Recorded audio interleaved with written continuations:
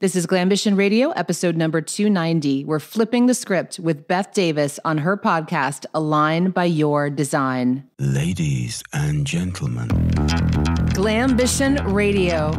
Glambition Radio. Glambition Radio. Glambition Radio. Glambition Radio. Glambition Radio. Welcome to Glambition Radio. I am your host, Allie Brown. I'm an entrepreneur, mentor, investor, and founder of The Trust, the modern premier network for 7- and 8-figure women leaders. I love thinking big, doing different, and exploring ideas that disrupt the status quo, especially when it comes to women, because we are creating the new models for leadership, business success, making money, and changing the world. And hey, we're doing it with style. So let's go. Happy summer. For the entire month of June, it's Flip the Script Summer here on Glambition Radio. What does this mean? Well, you're used to hearing me in the seat of the host, but for these shows during June, you get to hear me being interviewed. And I've been on some amazing podcasts over the last year or two. And this is where I think some of my best stuff comes out. The stories, the admissions, the revelations. And I wanted to share these with you. We heard from so many of you, you'd love more solo episodes. And this is not only the next best thing, I think it's an even better thing. And our drop today is my interview on Baeth Davis's show, Align by Your Design. This was recorded last summer. And I give a full walkthrough, really, of my life, kind of how I built this profitable brand that has lasted over 20 years, and one that's gone through so many variations to suit my personal evolution. Baeth bought the very first ticket to my very first workshop back in 2005. It was called the Online Success Blueprint Workshop. Some of you attended one of those. They became just epic. But this very first one, there was like 28 people in there, and I was just praying that no one would ask for a refund. I think one person did. And that I'd get through it and everyone would like it. And she was there. And that was really the beginning of my business taking off. And I remember actually putting that sales page online for that very first workshop and wondering if anyone was going to buy a ticket. And then her name came through like immediately. Then as I got to know her, I became really enamored with the knowledge that she had. She had knowledge of modalities and skill sets. These were all new to me to help me determine my life purpose and my human design. I was at a point in my career in life that I'm like, what is this really about? Where am I going? And keep kind of falling into the same traps. How do I get out of this? And it's helped me now still watch out for places I'm likely to get stuck or blocked or those blind spots, and where to focus to keep me on my path for my highest purpose and the greater good. Baeth has over 23 years of experience in life purpose identification, as well as business coaching. She's been featured in Women's World, Los Angeles Times, as well as heard on NPR, BBC 5, and Radio Free Europe. She also regularly attends my iconic events here every fall in Phoenix. And you can learn more about Baeth and her offerings at yourpurpose.com. And be sure to subscribe to her podcast. It's called Align by Your Design. We'll put some links for you in the show notes. And a quick reminder, I have 2 special invitations for you. Later this summer, I'm hosting a special online series called the Innovate Sessions. It's an exclusive private series of panel discussions, especially by and for women who have built high 7- and 8-figure companies. This isn't just a webinar. You'll be participating in the conversation with us, and it's sponsored by my network, The Trust. If you run a business generating over $1 million in revenue and you'd like info and when we have the full details, just send an email to info@jointhetrust.org or DM The Trust on Instagram or LinkedIn. Our IG profile is Join the Trust. Just let us know you'd like to participate in our upcoming Innovate sessions. And then number 2, get ready because I am hosting Iconic again this fall. It's back with a brand new spin for 2022. It'll be happening November 2nd and 3rd here in Phoenix. I'm going to give you the link where you can go get on our priority notification list so you will be first to know when we have all the details and seats are open. IconicwithAllieBrown.com. Now, get ready for a fantastic interview by the amazing Baeth Davis on her show, Align by Your Design. Hey there, Allie Brown. Baeth Davis. I'm going to hire you to do my intros. Oh, I It's love fantastic. doing that. I love doing an intro. Oh, it's so good to be with you. So nice Yeah, it's good to see you too. Even though some days I prefer audio, I was like, oh, this would be good to see Beth. Yeah. And it's great for people to see you because you are you're beautiful and telegenic, but you also have such a wonderful energy about you when you're teaching and when you're presenting. Thank You you. really draw people in. So will you share with everyone where you were before you decided to become an entrepreneur and then how you became an international mentoring sensation? Because you really are. I mean, most of my clients will tell me on my dream board, I have Allie Brown and Oprah, and then they list some other people, but you're on people's dream boards now. You've reached dream board level. It's funny. And I say, oh God, just going back, because doesn't it, I mean, as we get older, I'm like, you kind of count the years, and I just turned 50 and it's almost weird to go back, right? Because it seems like so long ago, but it is good to go back because everyone needs to hear like how things started. And I'm so glad things started when they did. I'm glad they started before I had a lot of people to compare myself to. There was no social media. The web was new. Beth can go back there with me. Some of you listening, watching this may be like going back to the old days. But so it's 1998, trying to put you in the right frame of mind. I think maybe a year or two earlier, the number one song was Macarena. Just puts you in that time frame. Okay. Like, let's go back to the 90s, like hip hop, Salt and Pepper. And the exciting thing at the time was that the web was so relatively new. And I don't know if you remember that, Beth, like it was like, oh my God, this thing's going to come out and connect the world and we're all going to be a part of it. We didn't really understand it. And that's how this started. But I'll tell you, my last job, I switched around job to job to job. And I just thought something was wrong with me because I kept thinking, okay, everyone I graduated school with has had like the same job 3 or 4 years. And I'm hopping around and I'm like restless. There's just like this restlessness. And there was one point I was working full time at a publishing company. I was teaching step aerobics. I was selling vitamins off my bicycle. I joined a network marketing company. I was having fun though. I was trying stuff on, and I see people so scared to do that now. I don't know why, but I would try it. I would say, what's the use? I'll buy into this thing and sell these vitamins. And if no one buys them, I'll take them all myself.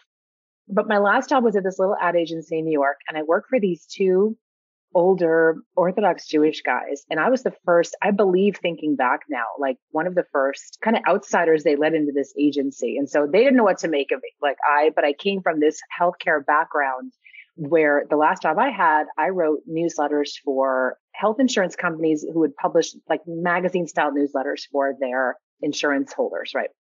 And they said, oh, you healthcare. If you've ever been hired for a job, you could tell they're just like, can you start today? You have healthcare experience here. And they just kind of brought me in and stuck me in a corner.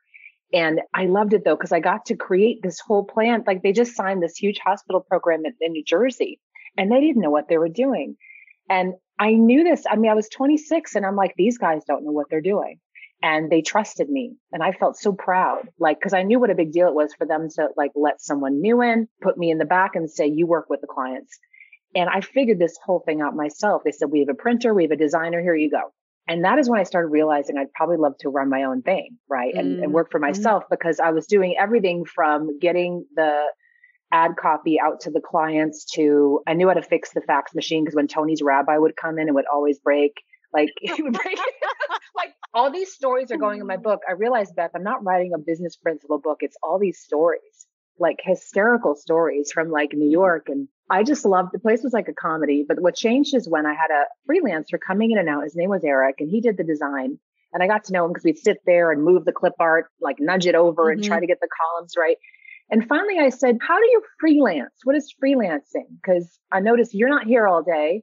I've seen your invoices. You charge really well. You come back to from the Hamptons. How do I freelance? He goes, he's like, you could do this easily. He goes, there's so many ad agencies in town that don't hire full-time copywriters or designers. So you could get some gigs and probably make twice as much as you could make now.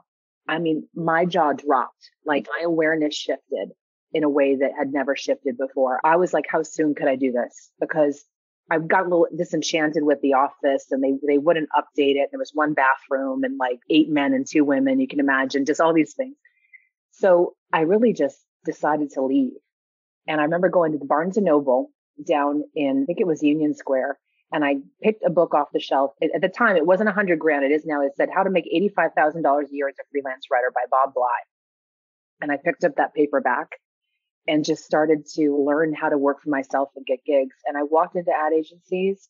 I asked for referrals. I joined like networking groups. And I'm just so glad looking back, Beth, that there was no way to do it online at that moment because I had no one to compare myself to.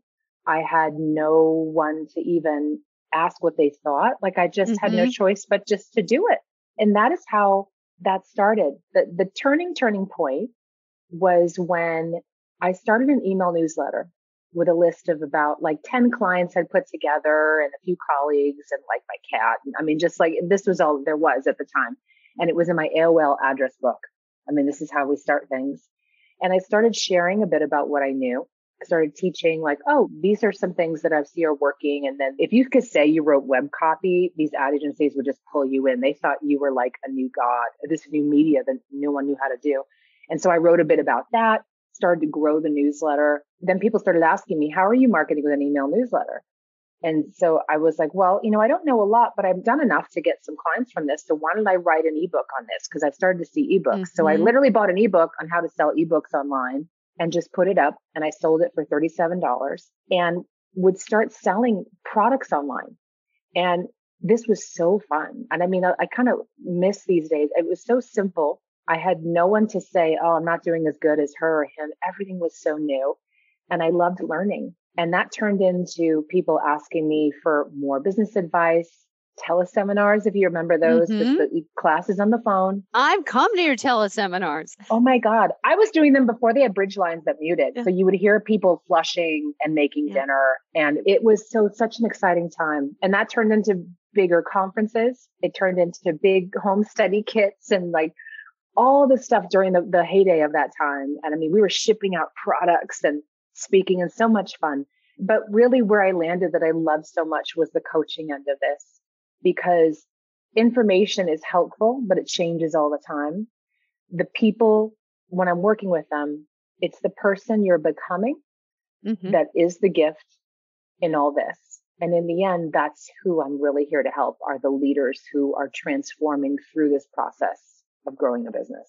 That's so beautiful. What a beautiful realization through your own journey that you really are here to profoundly help someone develop, in a sense, their truth and their depth. What could be more important, really? In the end, I remember hearing Jim Rohn say that. And if you don't know who Jim Rohn was, he was Tony Robbins' original mentor. Tony kind of took a lot of those ideas and then added cool music and flew through the air and really, but Jim Rohn was the originator of a lot of that type of thinking. And he said, you don't become a millionaire for the $1 million. You become a millionaire for the person you become in the process. And I remember just sitting with that for days going, wow, that is what it's about. That is what it's about. Because especially for women, you break through that first million. And I mean, the real way, there's kind of chance launches in these things. Right. Of course. You land backwards in gold. But when you really work for it, you really earn it. Who you are at that stage, you've learned to likely manage a team. You know who your friends are. You've had things bomb. You've probably blown up a relationship. There's just all these check marks on the way to that point. I was asked today in the interview with Business Insider, they said, why did you choose to work with women? And I said, because it's fascinating. It's fascinating. It's so much more holistic a journey for them than men. And I know you work with women and men, Beth, and I have in the past. People don't know that, but I do take on male clients sometimes. I find it quite boring, actually. It's just a very linear process. For many of the situations I've been in, that's changing. I think there's many more men now involved in business that are more holistic viewed, and a whole other conversation we could have. But for women, this is such a personal journey into who they're becoming. Absolutely. And part, I think it's because of just how our brains are structured. Men in general are very single focused. So if you give them a task, they're very good at being single focused and getting that task done. Whereas the way the female brain, everything's connected left and right hemisphere. And so we are always aware almost of everything at all times. I know where the dog is in the house. And when I used to have kids, I knew where they were, right? And I know how much food's in the fridge. And right, do we get gas for the car? And like we're aware of all of it. And so because of that, I think more circular awareness, we can't just go towards the goal without understanding how it impacts the rest of what we do. Now, you often give clients the opposite advice. of most coaches. And I wondered if you could tell us more about that, maybe give us a couple examples. Yeah, but it didn't start off that way. So when you and I met, and meeting you was such a pivotal turning point for me, because that was, I think you were the first sign up for my workshop in 2005. Remember that story? Yes. And that's when I was very much about teaching, teach. Like I would get information and teach. Remember, I think I showed you guys how to do HTML code. Oh, you did? Everyone out. Yep. And I started doing HTML code after that. I was like, thanks, Allie. Save me some time. Yeah. I just loved teaching what I knew, right? And so I would share it. And once I got into the internet stuff, I learned a lot from watching the guys and loved the guys, loved like what they built and we need that. And I'm going to quote my friend Claudia Chan. She said, the world needs a mom and a dad. And I think that's very true. Like need the feminine and the masculine. But I learned from just emulating them, right? Because I was looking at the bigger launches, and I'm like, oh, okay, we'll just do things this way. And then as I built it, just got a bit disenchanted with everything. And you met me before that when I was still building. It was so exciting. But you've been so privy to my journey that I think you saw a turning point where I started to also see the big levelizer when social came on.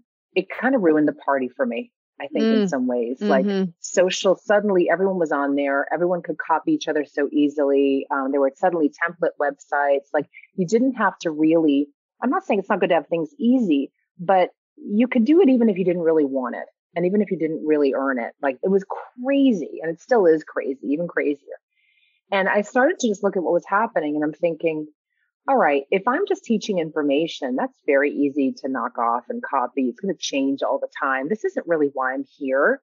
I don't want my epitaph to say like she taught the online blueprint.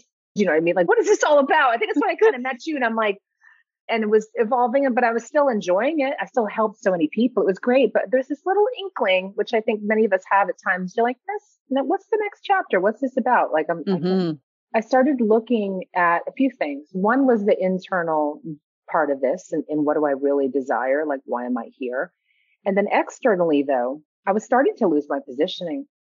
I was starting to get questions, and my team was getting questions of what's the difference between Allie's program and the coach that dances in her videos? And I'm like, wait, what? And I'm like, you're getting a little old, maybe. If you dance in your reels and make money, God bless you. The point being, I started to see all this craziness and I'm like, oh my gosh, wow. If people don't see the difference right now, then I need to go just pick a new lane.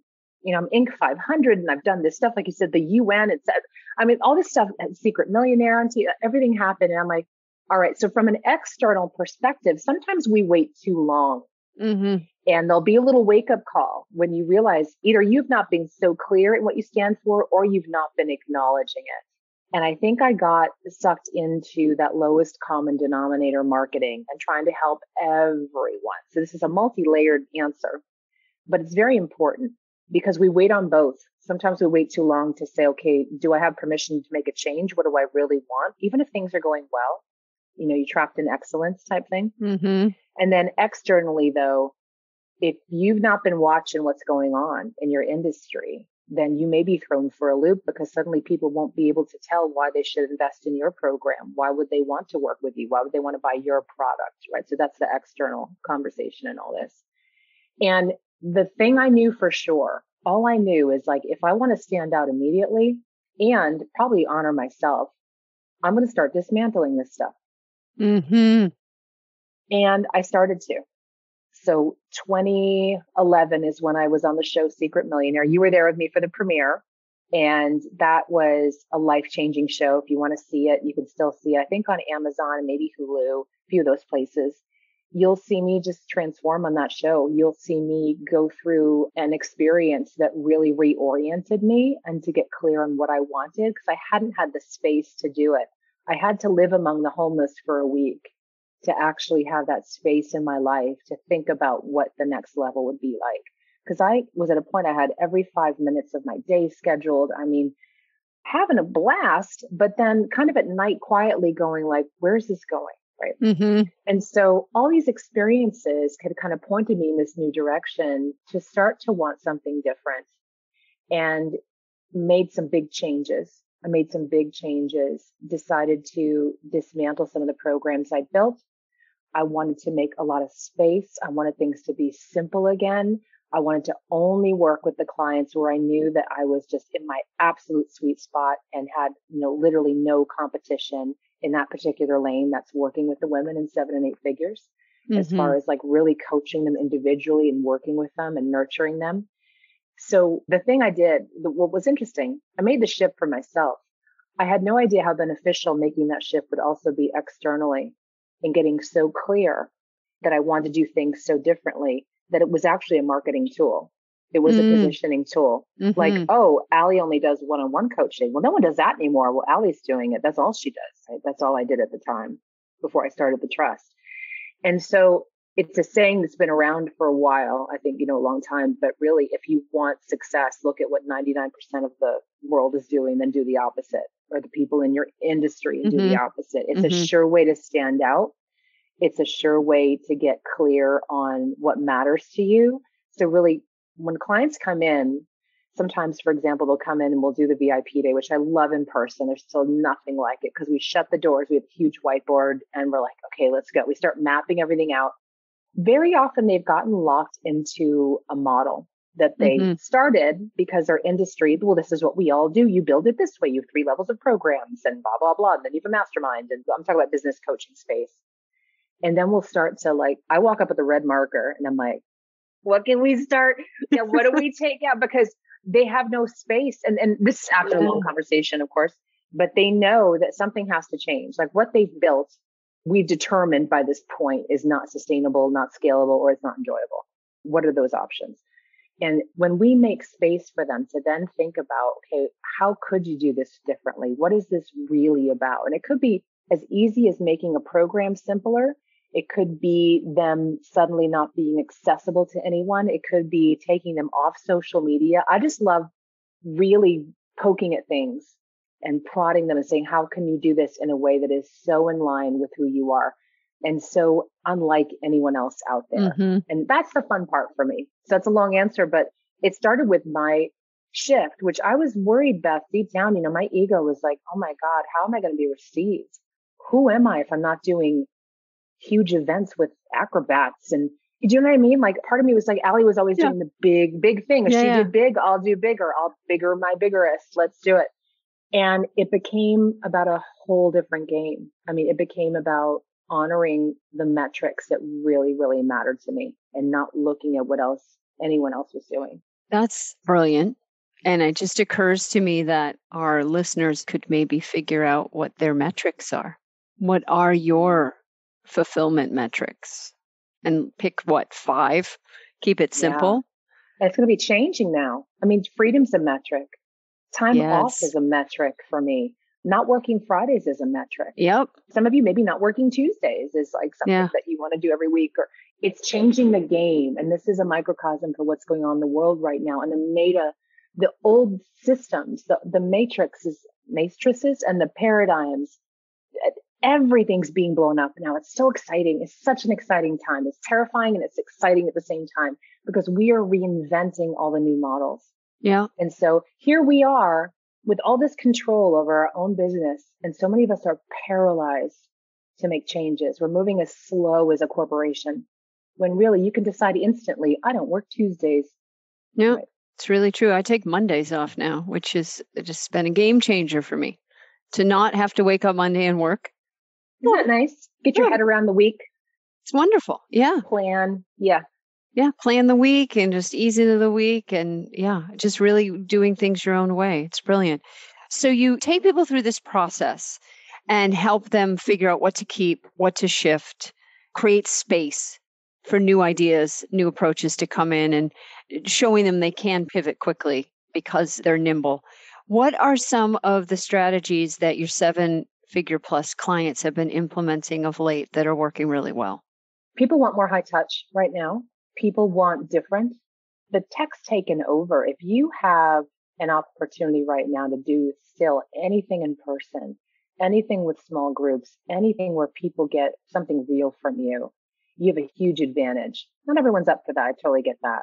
But people are craving connection. They're craving gathering. They're craving new experiences. And that's going to be the next level of doing business. You're going to see this there's a bifurcation in so many places in the world right now. And you see these splitting and everything from incomes to how we look at things to literally the ascension, right? If you're following along with the ascension language, you have the 3D and the 5D. And so there's this kind of bifurcation, like in how people want to be worked with. There's the tech, low touch, right? Everything's apps, instant click. You have a brain fart and something's delivered from Amazon, right? Like just, you don't have to think about anything, right? And there's going to be this whole other side of gathering and connection and people and that high touch, like transformational work with people. So you, Beth, and people who listen to you, a lot of people in these spaces are going to be incredibly increased demand for these kinds of experiences, these kinds of services. And I'm seeing that in my clients as well. Many of them have a mix right now, but when they are doing more of that high touch and it's about quality of life and the meaning of the work they do, they're getting a lot of response. I want to give you credit too, because I want to draw into the conversation the work that we did together, because there was a lot of this time that I felt so different until when I met you. I remember you were in my events and my programs, and finally I'm like, can I get a reading from you? And that's back when you were doing solely the hand analysis at that time. And that on its own was, I finally felt like I wasn't abnormal. I finally understood more about how I was wired, and it gave me, I always had some confidence. It wasn't a lack of confidence, but it was a little confusion over why I was here and why I always felt different and never felt like I fit into a group. I still don't often feel like, I don't go to a lot of things, probably because I just feel like still like a bit of an oddball. And when you did that very first reading for me, and then we did several from that point on, and then when you link in the human design, my mind was blown, because it finally explained also these waves of how I would feel, that I would beat myself up, be like, I'm not on. Why am I not wanting to like power through this, make it happen, right? Because you see people doing that. And that's where social for me was like the death of me. Because if I paid too much attention to that, I'm like, I'm not doing enough. I'm not marketing enough. Not enough people know what I'm doing and how cool I am. And like, I just get overwhelmed with that stuff. So then I would just shut it off and I want to go hide. And you said that's how you're designed. And I said, oh my gosh, really? So these waves and honoring who we are, I mean, that's the whole new journey that we're on. So I'm happy to talk about that if that's where you want to go. Sure. Well, I mean, what we're on really in understanding our design, whether we use hand analysis or human design or just straight ahead astrology, is that we're moving into a time where the person who's individuated or differentiated into their true self has the advantage because they're more creative. They don't need to look outside themselves for their answers. They're inner directed rather than outer, even though they're in response. We're all designed to be in response to our environment, but we're not meant to make our decisions from the authority of other people. We're meant to make our decisions internally. And this is a pretty recent development in our evolution. 1781, actually, our decisions moved from the mind to the body. So to witness you so fully in your physical body, because that's the first thing, right? Is you've got to actually be inside your body and be able to feel your body to even know, yeah, I'm going to cancel that meeting today because I am not in a meeting kind of mood. And I want to be there for those people. And they deserve the best of me, but I deserve the best of me, which means I'm canceling the meeting. So your design in particular, you're here to be influential to other influential people. So there is a rarefied quality. And it's even in one of your gates is 31, which is influence. And you have line 3, which is about exclusivity. And so much of what we're taught is, include everyone. Well, my design is include everyone who wants to play, provided they don't throw sand at anyone. They're welcome. Not your design. Your design says you'll only really be able to lead those who lead, which is what your business is about, is calling on other leaders to show how leadership is done. And I think being a leader to leaders is a very important role that often gets overlooked because mostly leaders are leading a community or they're the spokesperson for their corporation or whatever they're doing that's maybe impacting others, but who's helping them? who's leading them. And the other thing in your design that's so interesting, so you have this exclusivity piece, being an influencer to influencers, a leader to leaders. The other side of it is you have the design of a profound healer and transformation agent. And one of the things that your design requires is that you go on retreat frequently. Your day will have downtime structured in the way you set up your day. Will have a lot of spaciousness. You'll take little retreats right at the local hotel. Like, hey, family, here's my phone number. I'm going to be there for 2 days to work on my book or whatever. Right. Mm-hmm. And then you may actually, like you described, just completely dismantle what you're doing and disappear for a while you regroup, and then the rumor mill starts. Did Allie Brown quit? Right. I heard she downsized. Whatever. People will make up stories when the fact is, oh no, when Allie Brown retreats and goes inward, you get stronger, not weaker. You get stronger. And you have the design that requires copious amounts of introspection and alone time in order to bring that next creation forward. And as a result, you're not designed to be constantly in front of people. Like, you'll have a social media blitz when you have something to promote. But otherwise, if you're out there once a week, every 2 weeks, it's not going to matter for you because it'll be correct. Yeah. I need to hear it again and again because I do still feel like the this pressure. Constant pull and pressure. So I figured out. So for example, solution is that when I'm in the mood, I'll put Instagram back on my phone, right? I take it off. And then when I really want to post, you'll know, because I'll start doing a story blitz, things that I'm feeling and memes and just things that go on in the world. And then I'll just kind of cool it for a while. My team will keep up the regular posts and then I'll be on there again. And that's so fun for me. It's so perfect. And to honor that and be like, that's okay. We don't need 6 posts a day and X% engagement. No. And it's just so different. So I have a couple more questions for you. Then we'll look at your chart. But one thing I want to address here is that you and I are emotional types. And 50% of humanity is emotional in how they make decisions. Then there's 7 other decision-making processes. But the emotional type is the most common. And it's also one of the most difficult. And the reason is emotional type people almost never have 100% clarity about anything. We just have to get to 67%. Yeah, it feels pretty good. And if it feels, pretty good, and it's not either triggering fear, anxiety, or on the other side, massive ecstatic excitement, neither one of those is good for decision making. It's more a calm feeling. Like, okay, I'm ready to do this thing. And because of that, half of the world's population is not consistent in how they show up. And we've put this huge thing on consistency. And consistency is a masculine attribute. It is not a yin feminine attribute. Consistency, structure, even alignment, even purpose is very masculine. And it lives in men and women. But if women get too caught up in being consistent, it does not honor their flow. And of course, women technically have a cycle. So even if the woman is not an emotional type, she still has a body that doesn't consistently perform. And so if women don't get enough sleep, just starting there, if they do not get 8 to 9 hours of sleep a night, they don't function right. Their hormones are all out of whack. So that right there, like, we just can't perform because everything in our body is so we can grow a baby. I mean, that's really how our biology is, right? So we've got to eat right, sleep right, and have copious amounts of non-stress time to even have our brain function and fire the neurons properly. And you look at most women and they're operating like men.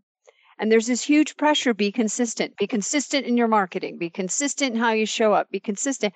I don't have any consistency in my chart. You have a little bit. So people will say to me, I need you to be more consistent. I'm like, then I'm not the person for you. I just flat out tell them, I will honor my word, but that's different.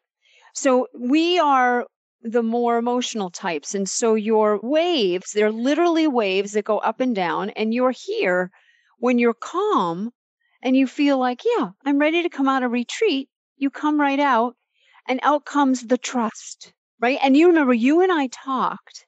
And I even said to you, you'd already created it, but you hadn't announced it. And I said to you, Allie, you need a group that's really exclusive, like maybe a networking group. And you're like, I remember that. And I was dying and I'm like, I want to tell her. But I'm like, I just want to listen. I'm just going to listen. Yeah. That was going through my mind at the time. I was like, good. Right. Yeah, really, really good. And it's in your design. So we'll look at that in a moment, because one of the things about everybody's design is everyone's designed to make money. Everyone's designed to work. It's just how you work. Like there's a type called the projector. They're like the opposite of you. They can only do a few things at a time, and they need a ton of sleep and a ton of downtime. And they're trying to be like the worker bees, and it's a nightmare for them until they learn to be correct and embrace their laziness, right? So speaking of that, you have a term called excellence burnout.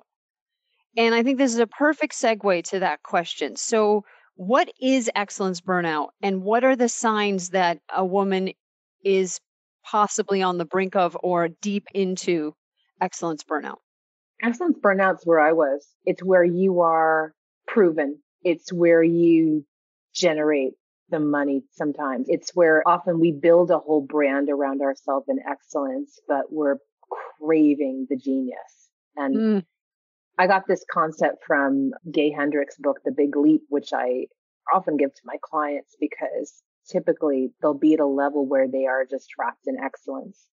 And if you stay there too long, if you're not evolving, and this can be for people at many different levels, but those of us in a business, especially for a long time, and you see people out there that they can work off in the same brand forever, the same messaging forever. And God bless them. I don't know how you do it, but I kept thinking, well, I need to be more consistent, right? So I need to do something for years at a time and like really lock in. I'm too wow, it's all over. And then that's where I got trapped. And I had no creative space. I had no place to do some of the things that I wanted to do because the whole business the business, it worked. It's what I designed, but then I was kind of trapped in it. And I mention this because a lot of people are this way with their businesses, their jobs. There's nothing to complain about. So sometimes they feel almost like, gosh, do I have the right to even say, I think I'd like something different? I think I'd like something better, because here all your prayers came true. Like everything on my vision board was pretty much checked off. Kids were not on the vision board, by the way. That came later. It's another story. Not on the vision board, but they're here and they're 8 and we're having a great time. It's all good. It's all the beautiful part of the journey. And actually, it's very much part of the story, though, in the end, because until I made that space, I had no idea the wild ride that was in store, right?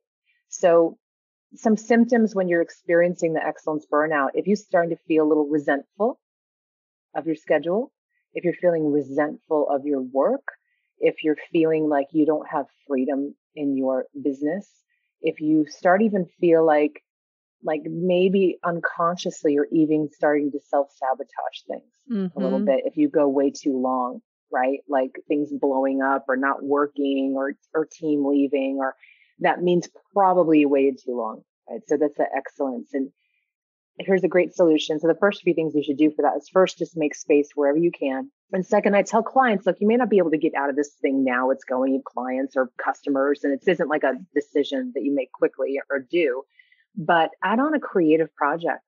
For me, that was Glambition Radio. People are like, what was the strategy behind your podcast? I'm like, we launched that when podcasts weren't cool.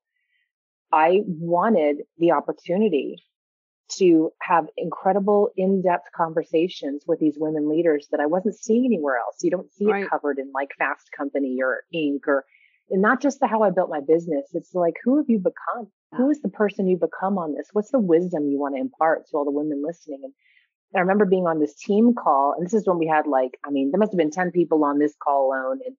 And when I mentioned the podcast, they all went crazy because they started planning, right? They're like, what's the upsell? What's the downsell? How are we going to use this? And how does it fit into the plan? And blah, blah. I said, stop. I'm doing a podcast because, and they all leaned in, because I want to do a podcast. This is mine. No one's touching it. No one's linking to it. This is my thing. And how funny that I came full circle to wanting to do something all on my own in this magical way. And that's where I'm like, there's going to be a whole other level coming. So that was my slow escape from excellence into genius. And look where it's gone now. So the best tool I've had to connect with incredible women, to stay in touch with them. Many of them have said, hey, I'd love to join what you're doing, or, I'd love to come speak, or it's been an incredible tool. I'm glad I started it earlier. Yeah. And it's a wonderful podcast. And I encourage everyone listening to this interview, go check out Glambition Radio with Allie Brown and leave a review. All right. I have one more question, then we're going to look at your chart. I'm just checking the time. You good on time? Yep. Okay, good. So where do you see business going after the year 2021? The past 18 months of this pandemic, what do you see? There's a few factors going on. First, you have the Great Resignation. I think I first heard Dave Ramsey coin that phrase, is that you have so many people being unlocked or forced out of their jobs right now. And it's an incredible thing to see happening. People finally realizing that they have some freedom they've had all along, but it's going to force them to do something differently, right? And live differently. Mm-hmm. So you're going to see still more people coming into work for themselves. Overall, geez, that's a big question. The wonderful thing about this, I think that puts just a cap on it, is that we're being forced to unlock living our lives the way we've always wanted to. Quick example for me is actually homeschooling my kids. Would never, ever, ever, ever have thought. And then when all the weirdness started happening and we weren't sure like what school was going to be, and then they were going to be home on a device. And I'm like, at that time, they just turned 7 at that time. And I'm like, I don't want them on an iPad all day. I sent them to Montessori to not be on the iPad. And finally we're like, what does it take to pull them out? In Arizona, you just like fill out the form, then you could go have them work on the farm, I guess, or whatever. But It's so simple. And I'm like, Brett, I think we could do this. And he, to his credit, that man was so on board. He's like, yeah, totally. So this has been the last domino for women business owners, because education was kind of the last thing we tolerated, right? Mm-hmm. Like the bus comes, you put them on, you go, thank God, and then you get on with your day, right? And you don't really know. I mean, you kind of know what they're learning, but you may not know. But it's just school, and it worked. And we went to public school and I was fine. So they'll go to public school and they're fine. And man, now that we got a taste of the homeschooling, don't get me wrong, there's still days that I'm like, I'm going to put you guys on a bus. I don't even know where that bus goes, but I know it comes at 7:30. But overall, it's been this incredible experience that we opted into again for this year, because you realize what you're capable of. And this has unlocked freedom for our family. Now we can travel when we feel like it. Yeah. When hopefully, maybe by next year, we'll be able to go back to Australia, which we were going every year. That's where Brett's from. And so there's this been unlocking and very uncomfortable moves that we've had to make. But then we kind of settle in. We're like, oh, we're kind of made for this. This is kind of who we are in the first place. That's what I see transforming on people on many levels. Wow. That's wonderful. What a great story. One of the things in your human design is motivation. We all have motivation in our human design, and your motivation is hope. It's hope. And I was thinking about that as you were sharing through this whole interview, how hopeful I always feel when I speak with you, that the way you actually motivate others is to give them hope about the future and to give them things to look forward to. And you very much orient from this observational place of seeing what is and seeing what could be. And it's your genius, this hope energy, right? And not hope without a plan, hope with a plan, but just very, very hopeful. And the thing for you, while we're talking about hope to be aware of, is that you want to watch out that you don't slip into guilt, because guilt is your not self. Guilt is when, and we've talked about this, I think, guilt is when you feel like you should be doing something or you should be showing up a certain way, say on social media, the shoulds for you. Whereas some people are actually able to motivate with guilt. It's in their design. They're the people who are more the taskmasters. If you eat that, you're going to get fat. That's like a guilt motivation.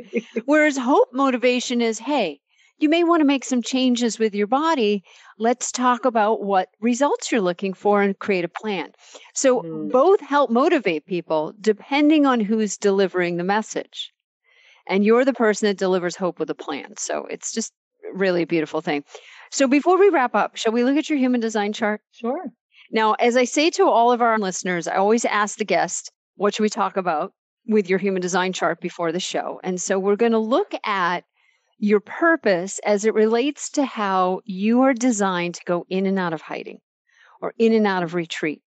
I meet a lot of people that have this, and they feel very much like you do. They feel that pressure and even guilt sometimes to be consistent, to be out there all the time, and to be always forward facing. And some people have that in their design. Some of the mega famous people out there, in their design, they're just visible. They're just visible all the time. Like Jennifer Lopez. Like some people just never go away. It's in their design. Not that she needs to go away. I like Jennifer Lopez. But so where we find purpose in human design is in the location of your sun. This is at the moment you're born, and your earth. And then the design sun and earth, which is 88 days before you're born. And every human alive has this going on. And so 88 days prior to your birth, this is when the soul actually comes in. And the soul crystal is right here. It's basically our neocortex. Our soul lives in our neocortex. Interesting. And what the soul does, the soul crystal, it's an actual crystal. It informs the building of the body. Now, what's interesting is when we die, that crystal goes back out into the field. So this idea of past lives and reincarnation, it has some basis in how consciousness travels through time. And so your soul came in. So when we look at the sun and the earth, they make up 70% of us. And so you have a very interesting incarnation cross. And I want to talk about it because you're a very visible person. And there's things in your chart that lay that out, and I'll show that. But let's just talk about your personality sun, because that's the first thing people see when they encounter you. And I'm going to tell you, I'm going to look at my book here. The keynote for 33 line 4 is dignity. Dignity, a lack of turmoil in retreat. The underlying faith in resurrection that turns retreat in an opportunity for renewal and regeneration. The healthy retreat for regeneration. Well, I like the word resurrection. It feels like that.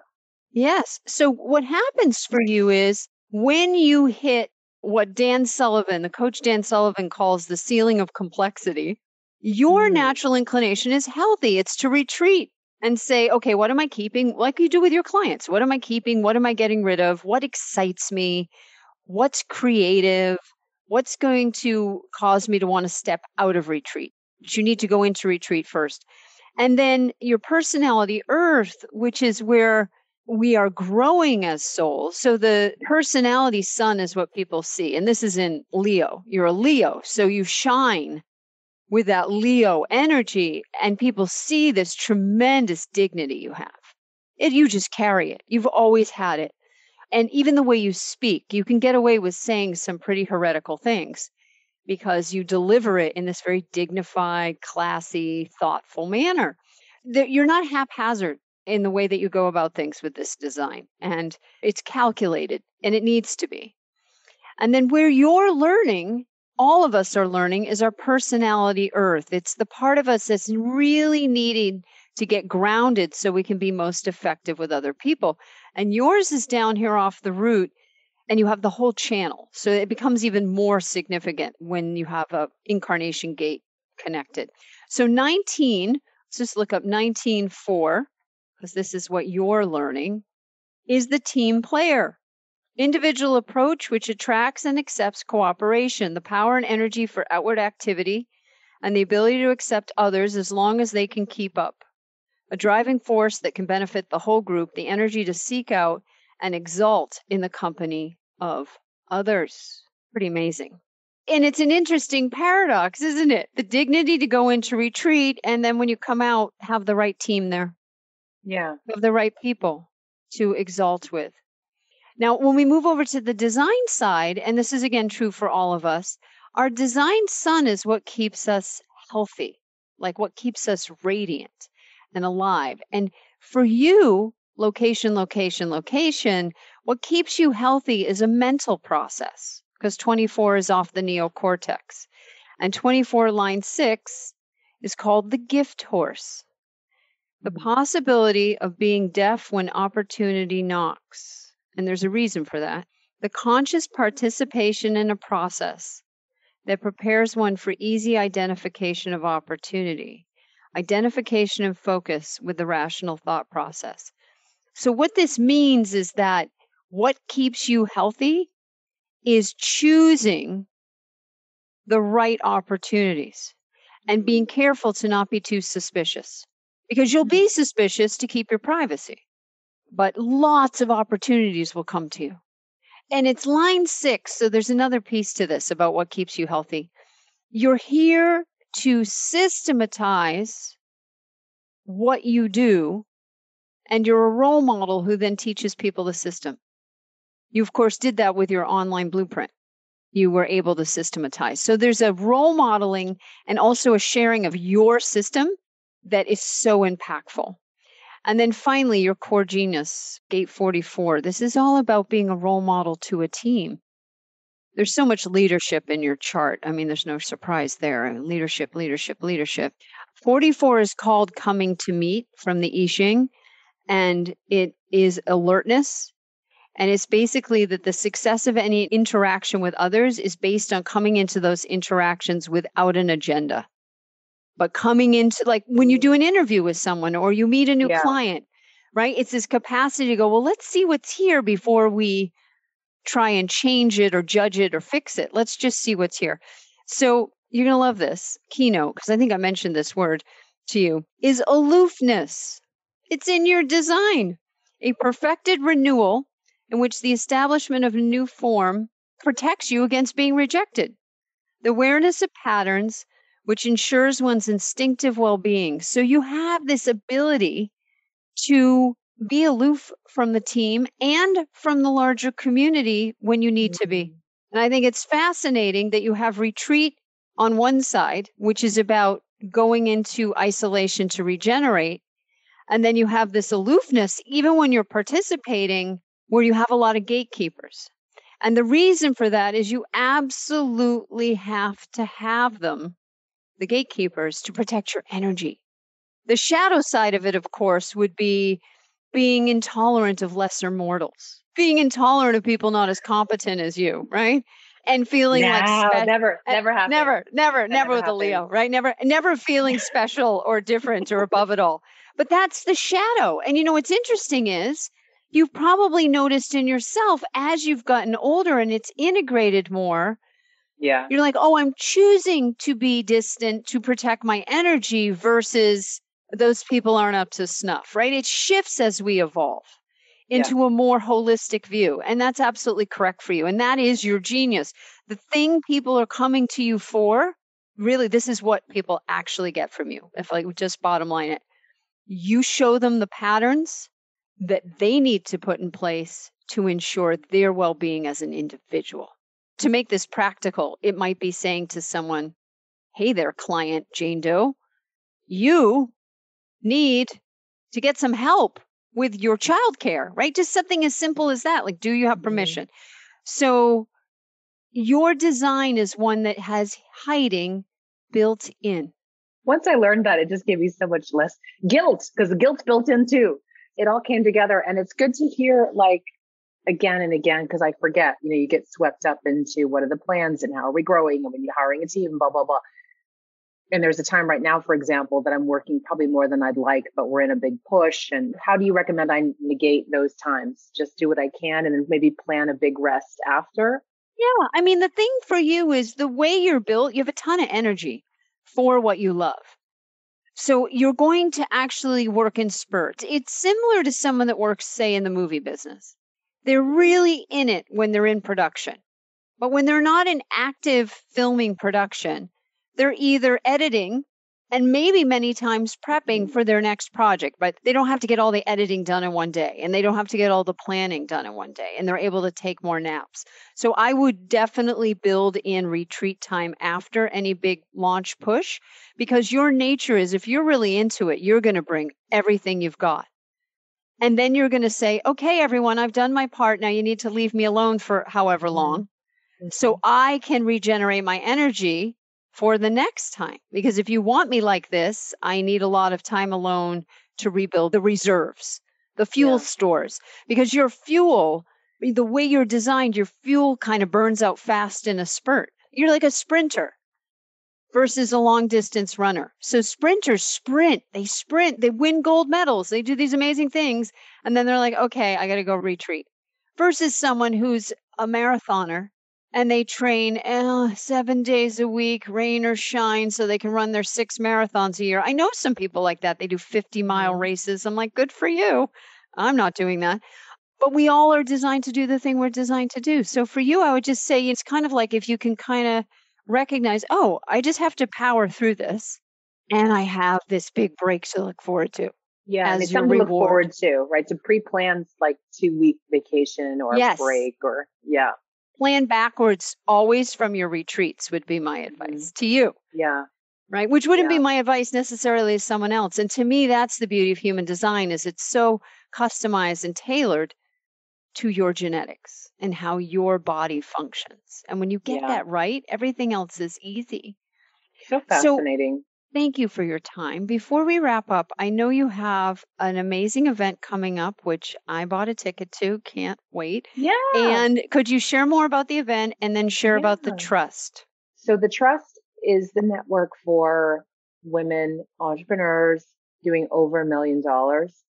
The reason I created it was that once I got over that mark, and I really didn't want to be part of a coaching program anymore or go to some of these masterminds and stuff. I was like, well, where can I meet other amazing women and just create support, ideas, like all this stuff? And I tapped into a few organizations. They felt really outdated and dry and just, or I'd tap into some other places and it was still a big bro down, or circles you just couldn't get in, right? Like super high, like Right, crazy. right.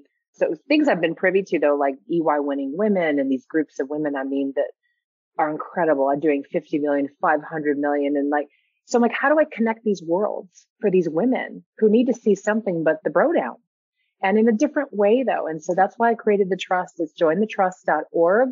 We have some incredible events coming up. In March, we're going to be in Miami Beach with the founder of It's a 10 Hair Care. If you know that little blue bottle, it's everywhere. It's in every store. It's in every Ulta. She's built a $500 million company from one product. I love her story because she had a line of products that bombed. She said, I'm going to create one amazing hair product. And it took off. So we bring these women in to spend the morning with us. There's so much more, but jointhetrust.org. We'll be happy to talk with you if you're a fit.